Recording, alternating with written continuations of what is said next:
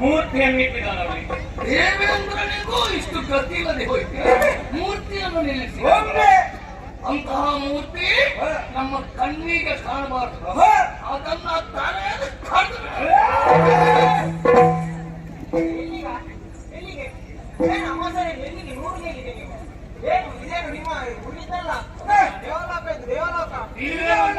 ಮತ್ತೆ ಅಲ್ಲಿ ನಿಮ್ಗೆ ಕಾಣಿಸುದಿಲ್ಲ ಅಪ್ಪನ ವಿನ ಪ್ರವೇಶವಿಲ್ಲ. ಮತ್ತೆ ನಿಮಗೆಲ್ಲ ಹೇಳಿದ್ರಲ್ಲಿ ಅರ್ಥ ಉಂಟು. ಅಲ್ಲ, ನೀನು ಹೇಳಿದ್ರಲ್ಲಿ ಅರ್ಥ ಉಂಟು. ಅಲ್ಲಿ ಅದಲ್ವ ಬರ್ತಾಡ್ತಿದ್ದು ಎಣ್ಣೆ ಹಾಕ್ಲಿಕ್ಕೆ ಇಲ್ಲಿಗೆ ಬಂದಿದ್ದ. ನಾವೆಲ್ಲ ಎಣ್ಣೆ ಹಾಕಿ ಇನ್ನು ನಮಗೆ ಸಾವೇ ಇಲ್ಲ, ಅಷ್ಟು ಎಣ್ಣೆ ಹಾಕಿದ್ದೇವೆ. ಯಾವ ಎಣ್ಣೆ? ನಮ್ಮದೆಲ್ಲ ದೇವಲೋಕದ್ದೇನೆ, ಅದೆಲ್ಲ ನಿಮಗೆ ಬೇಡ. ಅಮೃತ. ನೀವು ಬಂದ ಕಾರ್ಯ ತಿಳಿಸಿರ. ಯಾರ ನೀವು? ನೀನ್ಯಾರು? ನಾನು ಯಾರು ಅಂತ ಹೇಳುತ್ತೇನೆ. ಮೊದಲು ಅವರ ಪರಿಚಯವನ್ನು ಕೇಳು. ಸ್ವಲ್ಪ ನಿಧಾನ ಕೇಳು. ಸ್ವಲ್ಪ ನಿಧಾನದಲ್ಲಿ ಅವನಲ್ಲಿ ಕೇಳು. ಗಜಾಸುರ ಅಪ್ಪ ಗಜಾಸುರ. ನೀನ್ಯಾರಪ್ಪ? ನೀನ್ಯಾರು? ನಾನು ಗಜೇಂದ್ರ, ರಾಜೇಂದ್ರ. ನೀನ್ಯಾರಪ್ಪ? ಯಾವುದು? ನಾರಾಯಸುರ. ನೋಣಯ ತಮ್ಮ. ಎಂತೆಂತ ಹೆಸರು. ಹೌದು. ನೀನ್ಯಾರು ಮರ? ಇವರೆಲ್ಲ ನಿನ್ನ ಗುಂಪಿಗೆ ನೀನೇ ನಾಯಕ? ನೀನೆಯೋ ಈ ಸಂಸ್ಕಾರ ಮಾಡಿ ದೇವಲೋಕದವರಿಗೆ ಬಹುವಚನದಲ್ಲಿ ಮಾತಾಡಿ ಅಭ್ಯಾಸ. ನಮ್ಮದೆಲ್ಲ ಏಕವಚನ. ಹೌದಾ? ನೀನ್ಯಾರು ಈಗ? ನೀನು ನಾಯಕ ಯಾರು? ನಿಮ್ಮ ಜನ ನಾನಲ್ಲ. ಹೌದು. ಈಗ ನಿನ್ನ ಅಪ್ಪನನ್ನು ಕೂಡ ಅವಯವ ಅಂತ ಹೇಳುತ್ತದೆ. ಅದು ಅಪ್ಪನ ಮೇಲೆ, ಅಪ್ಪನ ಮರ್ಯಾದೆಯ ಮೇಲೆ ತೊಂದ್ರಲ್ಲ. ದಾರಿಕಾಸುರ, ಅಧಿಕಾರಿ ದಾರಿಕಾಸುರ.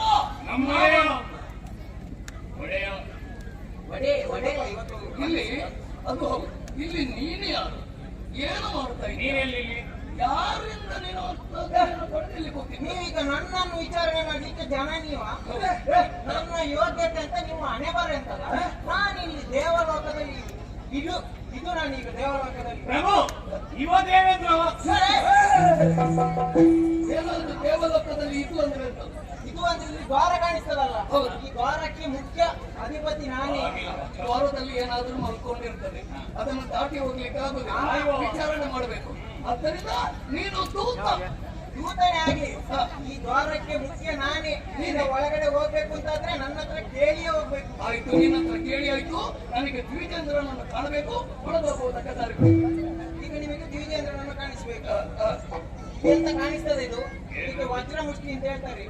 ಇದು ಬ್ರಹ್ಮರಂಧ್ರಕ್ಕೆ ಬಡಿದೆ ಅಂತಾದ್ರೆ ಮಣ್ಣು ತಿಂದು ಹೋಗ್ಬೇಕು. ಎಲ್ಲಿಗೆ ಹಾಗೆ ಹೋಗ್ಲಿಕ್ಕೆ ಎಂತ ಇದು? ಮಾತಾಡ್ತಾನೆ ಇವ. ಒಳ್ಳೆ ಮಾತಾಡ. ಮಾತಾಡಿದ್ರೆ ಇದು ನಮ್ಗೆ ಕ್ಷೇತ್ರ ಅಲ್ಲ. ನಮಗೆ ಕ್ಷೇತ್ರ ಇದ್ದಾಗ ಅದಾಗಿದ್ರೆ ಇಲ್ಲಿ ಬೇರೆ ಇತ್ತು. ಇಲ್ಲಿ ನಮಗೆ ಸ್ವಲ್ಪ ಕಡಿಮೆ ಉಂಟು ಮಾತಾಡಲಿಕ್ಕೆ, ಬಂಡವಾಳ ಕಡಿಮೆ ಉಂಟು ಹಾಗೆ. ನಿನ್ನವರು ತುಂಬಾ ಮಂದಿ ನಿಂತಿದ್ದಾರೆ, ಅದರಿಂದ ಹಾಗೆ ಹೋಗುವುದಕ್ಕೂ ನಮಗೆ ಆಗುವುದಿಲ್ಲ.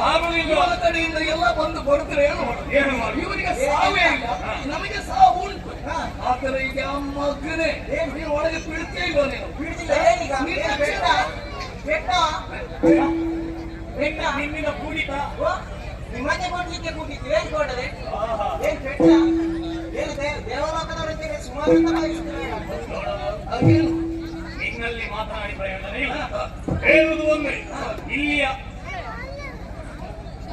ಏನು ನಿನ್ನ ಅಪ್ಪನ ಬೆನ್ನವಲ್ಲ? ನಾವು ಸ್ನೇಹಿತರಾಗುವ ಏ, ಸ್ನೇಹ ಸಂಬಂಧ ನಮಗೆ ಯಾಕೆ? ನೋಡು, ಒಂದು ಲೆಕ್ಕದಲ್ಲಿ ಇದು ಒಳ್ಳೆಯದು.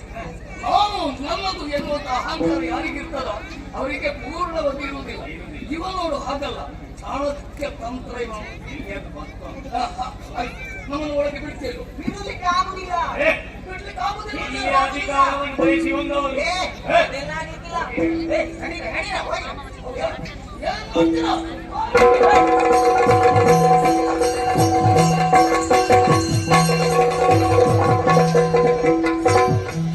ಹೇಳದೆ ಓಡಿ ಬಂದು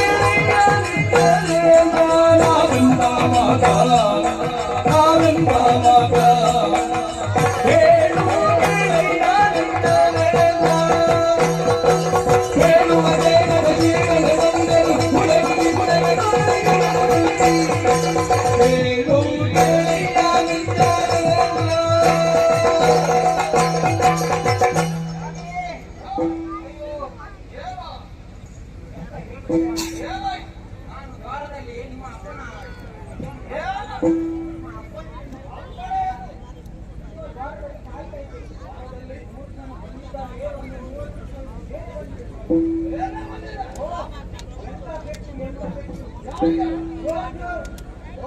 ಬಿಡ್ಲೇ ಇಲ್ಲ. ನಾನು ಸಹ ಕೊಟ್ಟದ್ದು, ಅವರು ಸಹ ಕೊಟ್ಟದ್ದು. ಅವರೇನು ಕೊಟ್ಟದ್ದು, ನೀವೇನು ಕೊಟ್ಟದ್ದು? ಅವರು ನನಗೆ ಬೆಟ್ಟು ಕೊಟ್ಟದ್ದು, ನಾನು ಗೊಬ್ಬೆ. ಬಾರಿ ಗೊಬ್ಬೆ. ಆ ಗೊಬ್ಬೆಯಲ್ಲಿ ಓಡಿ ಬರುವಾಗ ಸ್ವಾಮಿ ಕೆಕ್ಕೆ ಬಿಟ್ಟಿದ್ದು. ಹೌದಾ?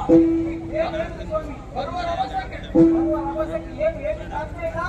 ಕಾಪಾಡಬೇಕು, ಕಾಪಾಡಬೇಕು.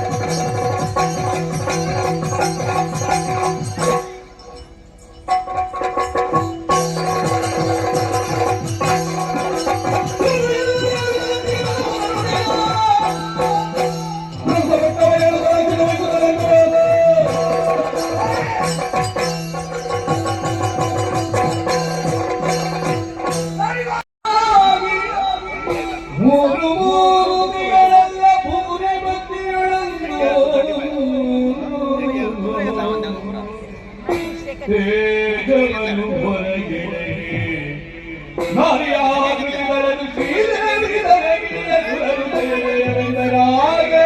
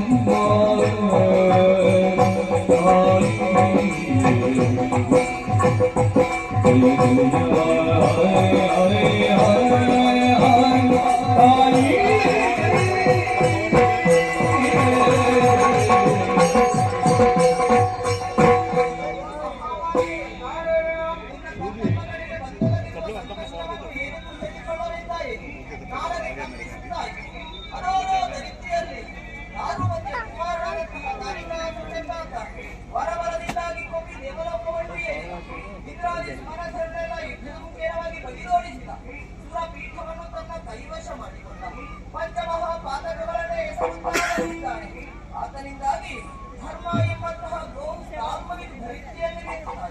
ಅಧರ್ಮವೆಂಬಂತಹ ವ್ಯಾಘ್ರ ಅರ್ಪಣಿಸುತ್ತಾ ಇದೆ.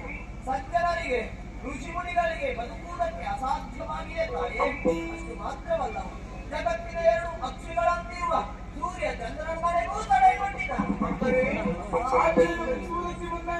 ಅಮ್ಮೋ, ಆತನನ್ನು ಒಲಿಸುವುದಕ್ಕೆ ಮುಂದಾದರೆ ನಾನೇ ಇದ್ದಂತಹ ಅವರ ತಡೆಯನ್ನುಂಟು ಮಾಡುತ್ತಾ ಇದೆ. ಆದ್ದರಿಂದ ಪದದ್ವಯಗಳಲ್ಲಿ ಬಿಟ್ಟು ಬೇಡಿಕೊಳ್ಳುವುದು ಇಷ್ಟೇ.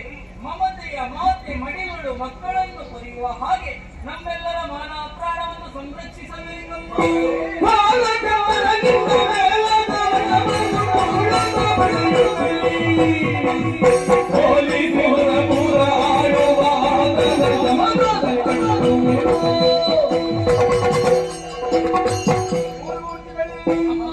ಇಂದ್ರಾದಿ ಸುಮನಸನೇ, ಈ ಧರಿತ್ರಿಯಲ್ಲಿ ದಾರಿಕಾಸುರನವಾಗಿ ಇಂದ್ರಾದಿ ಸುಮನಸರನ್ನು ದಾರಿ ತಿಳಿಸಿದನೇ, ಯಾಕೆ ಯಜ್ಞಾದಿಗಳನ್ನೆಲ್ಲ ಆಡಿಸಿದನೇ, ಸೂರ್ಯಚಂದ್ರನ ಸಂಚಾರಕ್ಕೂ ಎನ್ನುತ್ತಿದ್ದಾನೆ.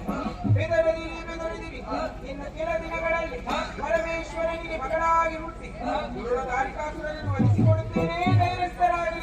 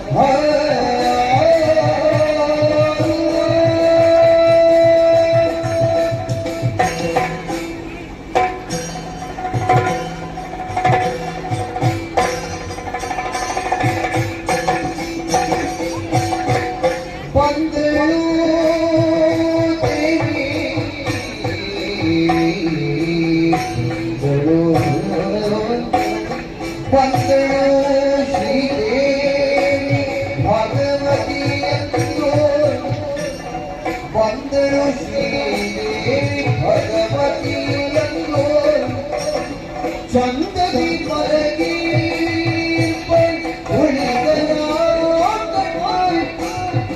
ಚಂದದಿ ಮಲಗಿ ವಂದನೋ